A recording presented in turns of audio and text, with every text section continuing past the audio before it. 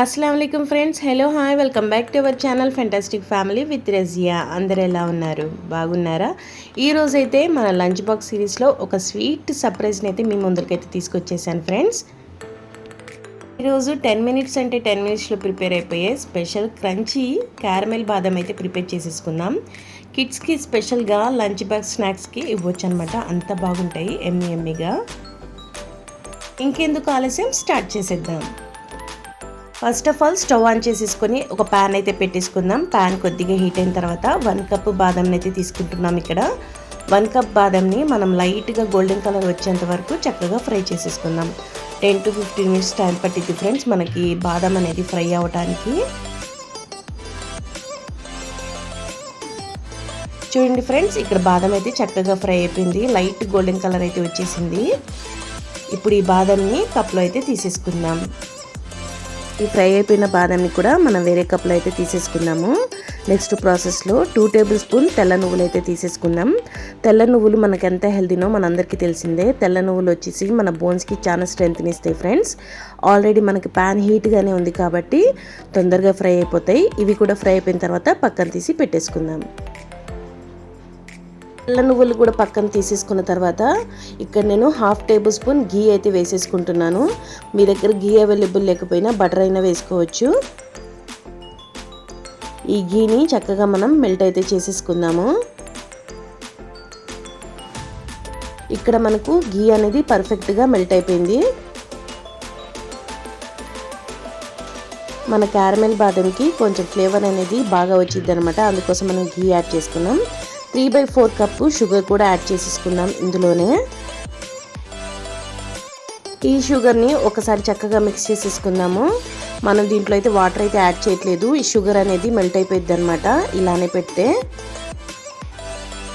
చూడండి ఇక్కడ మనకి షుగర్ అయితే చక్కగా మెల్ట్ అయిపోతుంది ఇలాగే మెల్ట్ చేసేసుకోవాలన్నమాట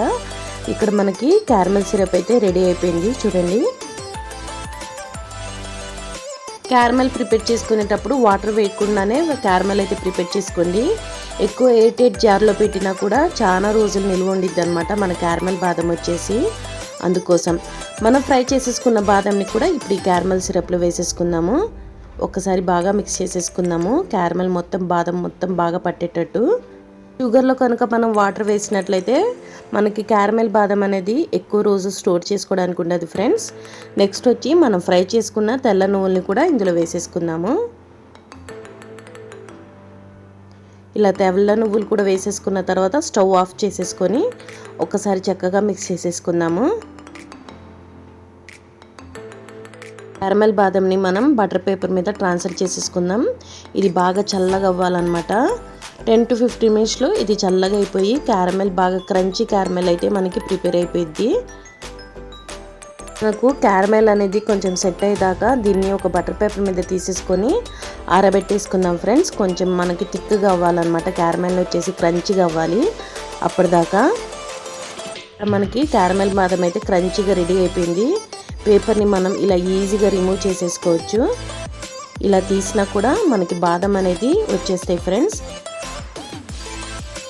మన హెల్దీ క్రంచీ క్యారమెల్ బాదం అయితే రెడీ అయిపోయాయి చూడండి మొత్తం బాదం తీసి చూపిస్తాను మీకు చూసారా క్రంచీ క్యారమెల్ బాదం అయితే ప్రిపేర్ అయిపోయాయి ఇప్పుడు ఒక ఎయిటెడ్ జార్లో మనం ఫిల్ చేసేసుకొని టైట్ జార్లో పెట్టేసుకోవడమే ఎన్ని నెలలైనా ఉంటాయి అన్నమాట బాదం పప్పు అనేది మనకి ఎంత హెల్దీనో అందరికీ తెలిసిందే కొంతమంది పిల్లలు బాదం తినని పిల్లలైతే ఇలా క్యారమెల్ బాదంని అయితే ప్రిపేర్ చేసి ఇవ్వండి రోజుకు 4 to 5 బాదం ఇచ్చినా కూడా చాలా మంచిది అంతే ఫ్రెండ్స్ మీకు కనుక ఈ వీడియో నచ్చినట్లయితే ఈ వీడియోని లైక్ షేర్ ఇంకా సబ్స్క్రైబ్ చేయండి నా ఛానల్ ఎవరైనా కొత్తగా చూస్తున్నట్లయితే నా ఛానల్ని సబ్స్క్రైబ్ చేసుకోండి అంతకంటే ముందు మీకు ఒక చిన్న రిక్వెస్ట్ నా వీడియోస్ కనుక మీకు నచ్చినట్లయితే నా వీడియోస్కి ఒక లైక్ ఇవ్వడం మాత్రం మర్చిపోకండి మీరిచ్చే ఒక లైక్ ఈ వీడియోని వేరే వాళ్ళకి రీచ్ అవ్వడానికి సహాయపడుతుంది